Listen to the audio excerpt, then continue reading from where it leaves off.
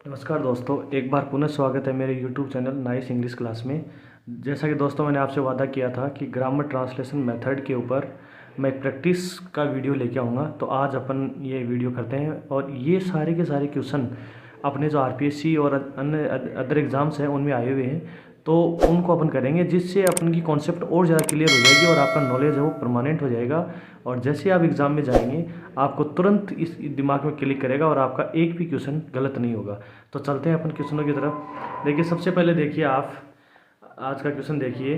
पहला क्वेश्चन है, in the grammar translation method reading and writing. In the grammar translation method सबसे पहले इसमें क्या होता है, तो देखिए reading and writing receive major focus, speaking and listening receive major focus, listening और स्पीकिंग। तो देखिए इसके अंदर अपन ने पहले भी पढ़ा था कि इसमें सिर्फ रीडिंग और राइटिंग होती है, स्पीकिंग और लिसनिंग का तो कोई एस्पेक्ट पे जोर देता ही नहीं है। तो इसका सही आंसर क्या होगा, इसका सही आंसर होगा पहले वाला ए का, ये हो जाएगा reading and writing receive major focus. अब देखिए इसमें दूसरा क्वेश्चन है, in the grammar translation method grammar. अब इस पर दिमाग लगाइए आप, मैं उसके बाद आपको तो बताऊंगा। मैं पढ़ता हूँ इसके अंदर, is taught deductively, is taught inductively, is taught both deductively and inductively, is taught neither deductively and nor inductively. इसका मतलब क्या हुआ कि इसमें ग्रामर कैसे पढ़ाई जाती है, तो आपको पता है, आपने सोच लिया होगा इसका, यानी आपको पता है कि इसके ग्रामर पहले इसमें रूल बताया जाता है और उसके बाद में एग्जाम्पल बताया जाता है। और जिसमें रूल और एग्जाम्पल बताया जाता है उसका मतलब वो क्या होता है, डिडक्टिवली होता है। तो इसका मतलब इसमें ए का आपका आंसर सही होगा, इज टॉट डिडक्टिवली। आगे देखिए तीसरा question, the major weakness of grammar translation method is. Grammar translation method की मेजर वीकनेस, सबसे बड़ी कमजोरी क्या है, तो आप इन ऑप्शनों को अपन पढ़ेंगे, इतनी देर अपना दिमाग लगाएं। It does not provide equal consideration to all the 4 language skills, यानी ये कहता है कि ये चारों पे जोर नहीं देता है। It provides ample scope to learn oral skills. इसके बाद में the written aspect of language is completely neglected और the teacher need not necessary to be the master of target language. तो बाकी सारी चीज़ें सही है। आपको मैंने अभी भी अपने पहले वाले क्वेश्चन में भी किया था कि ये सिर्फ रीडिंग और राइटिंग पे जोर देता है। इसका मतलब जो अपनी लैंग्वेज की जो चार है उस पर जोर नहीं देता है, उनको उनके लिए इक्वल प्रोवाइड नहीं करवाता है। इसका मतलब इसमें कौन सा क्वेश्चन सही होगा, आंसर सही होगा फर्स्ट वाला। तो इसका आंसर हो जाएगा ए का। आगे देखिए अगला क्वेश्चन है, the grammar translation method pays little attention to. Little का मतलब होता है बहुत कम देता है, किस पे देता है, तो आप सोच लीजिए, मैं ऑप्शन पढ़ रहा हूँ, ग्रामर, ट्रांसलेशन, मदर टंग और प्रोनाउंसिएशन। अब देखिए इसके अंदर सारी चीज़ें करता है, ग्रामर पे भी जोर देता है, ट्रांसलेशन तो इसका मस्ट है, मदर टंग यूज होती है, तो क्या हो गया इसका डी का ऑप्शन हो गया प्रोनाउंसिएशन। तो ये था आपका चौथा क्वेश्चन। अब अपन अगले क्वेश्चन पे चलते हैं, जो 5 का क्वेश्चन आपका देखिए बहुत ही इंपॉर्टेंट है। देखिए, इन the grammar translation method puts A ट्रेमेंडस strain on, यानी सबसे ज़्यादा किसकी मेमोरी पे ये जोर डालता है वो अपन को बताना है। तो आपको पता है कि जब अपन पढ़ाते हैं तो सबसे पहले हिंदी से अंग्रेजी में बनाएगा, तो सबसे ज़्यादा किस पे पड़ेगा, बच्चे की मेमोरी पे पड़ेगा, क्योंकि वो ही पहले हिंदी में सोचेगा फिर इंग्लिश बनाएगा, इसलिए इसका आंसर होगा स्टूडेंट्स मेमोरी। तो सेकंड वाला आंसर इसके अंदर हो जाएगा। अगला है, in the grammar translation method the language most use in the classroom. Grammar translation method में कौन सी लैंग्वेज यूज की जाती है, आपको अच्छी तरह पता है, इसमें तो बताने की जरूरत नहीं है, कौन सी, मदर टंग। तो कौन सा आ जाएगा, सी का ऑप्शन सही हो जाएगा इसके अंदर, मदर टंग। अगला देखिए, इन the grammar translation method the basic unit of the teaching is. बहुत इंपॉर्टेंट है, अब की बार आपका भी सामना हो सकता है, एक बार फिर पुनः कह रहा हूँ आपको। तो इसका मतलब क्या हुआ, इसके अंदर आएगा, क्या आएगा, अभी बताया था आपको, क्या आएगा, क्लोज नहीं आएगा, सेंटेंस नहीं आएगा, फ्रेज नहीं, क्या आएगा, वर्ड आएगा। तो इसका सी का ऑप्शन सही है आपका, वर्ड। अगला देखिए, the grammar translation method emphasize on, सबसे ज्यादा जोर किस पे देता है, ओरल फ्लुएंसी, बोलने पे नहीं, लिसनिंग एंड स्पीकिंग नहीं, प्रैक्टिकल मास्टरी ऑफ स्पीच नहीं, तो use of mother tongue, yes ये आपका सही है, यूज ऑफ मदर टंग।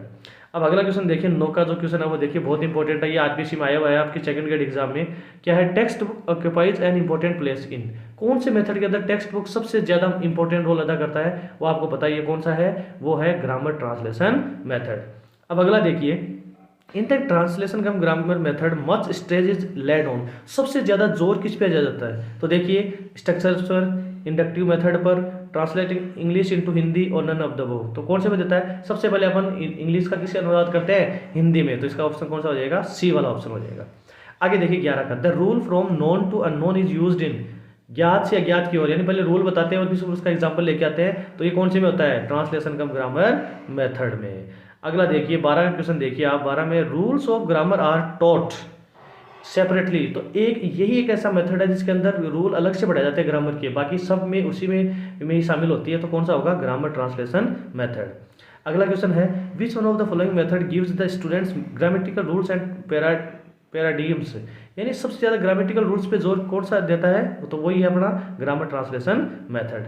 इसके बाद में अगला देखिए 14 का, which one of the following is not applicable to the grammar translation method, यानी ग्रामर ट्रांसलेशन मेथड में कौन सी चीज़ नहीं होती है? तो देखिए, students are given list of vocabulary items, दिए जाते हैं, बहुत ज़्यादा वोकेबुलरी देते हैं अपन।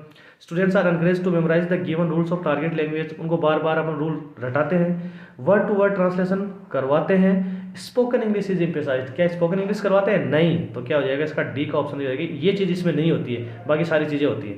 अगला देखिए 15 क्वेश्चन देखिए आप, विच one of the following is not true, देखना नॉट ट्रू सही नहीं है वो पूछ रहा है। तो देखिए पहला पढ़ता हूँ मैं, आप इतने सोच लीजिए। The goal of this method is to enable learners to read literature written in target language, जो टारगेट लैंग्वेज में लिखा हुआ है उसको पढ़ना, ये टारगेट होता है, बिल्कुल होता है। Vocabulary and grammar are emphasized, vocabulary ज़्यादा से ज़्यादा सिखाई जाती है, ग्रामर भी सिखाई जाती है। Oral communication is used as a technique, नहीं, और बोलने का तो मौका ही नहीं दिया जाता। तो कौन सा आ जाएगा? सी का ऑप्शन हो जाएगा। आगे देखिए, the emphasis in grammar translation method is mainly not on, कौन से पे जोर नहीं दिया जाता? तो इसमें ग्रामर रूल पे जोर दिया जाता है। The native language of students are not used in the classroom, क्या नेटिव लैंग्वेज यानी अपनी मातृभाषा का यूज नहीं की जाती? यस, की जाती है। तो the emphasis in grammar translation method is mainly not on, कौन से पे नहीं है? तो ये गलत है, क्योंकि ये तो दिया जाता है, बाकी सारी चीज़ों में दिया जाता है। ये किसने गलत कहा है कि नेटिव लैंग्वेज पे तो दिया जाता है, तो इसका बी का आंसर सही हो जाएगा। 17 का देखिए, the emphasis in grammar translation method is mainly on, अब उल्टा पूछ लिया कि कौन से पे ज़्यादा जोर दिया जाता है? तो आपको बताया लिसनिंग स्पीकिंग पे नहीं, use of target language in day to day communication नहीं, translation of target language to mother tongue, yes, उसका पहले मदर टंग में हिंदी अनुवाद किया जाता है। फिर अगला देखिए आप, जो लास्ट क्वेश्चन आपका, in the grammar translation method ये the teacher is not dominating personality, और दूसरा there is a little chance of teacher student interaction, और translation is not given importance, यानी इसमें से कौन सा सही है? तो देखो टीचर डोमिनेट होता है, अपन को पता है। ट्रांसलेशन इज नॉट गिवन, नहीं, ट्रांसलेशन दी जाती है, इसका मतलब हाँ, वहाँ उनके स्टूडेंट और टीचर के बीच में बातचीत बहुत कम होती है, क्योंकि स्टूडेंट को तो पता ही नहीं, जो टीचर बताएगा वही वो सही मान लेगा, यानी कोई इंटरेक्शन उनके बीच में बातचीत नहीं होती है। तो इसमें बी का क्वेश्चन सही हो जाएगा। तो दोस्तों ये था आज का 18 क्वेश्चन लेके आया हूँ आपके लिए, जो प्रीवियस एग्जाम्स में आए हुए थे। बहुत ही इंपॉर्टेंट क्वेश्चन है, इनको बार बार एक बार पढ़ना, फिर आपका एक भी क्वेश्चन वहाँ गलत नहीं होगा। इसी के साथ आज के इस वीडियो में इतना ही। जय हिंद, जय भारत।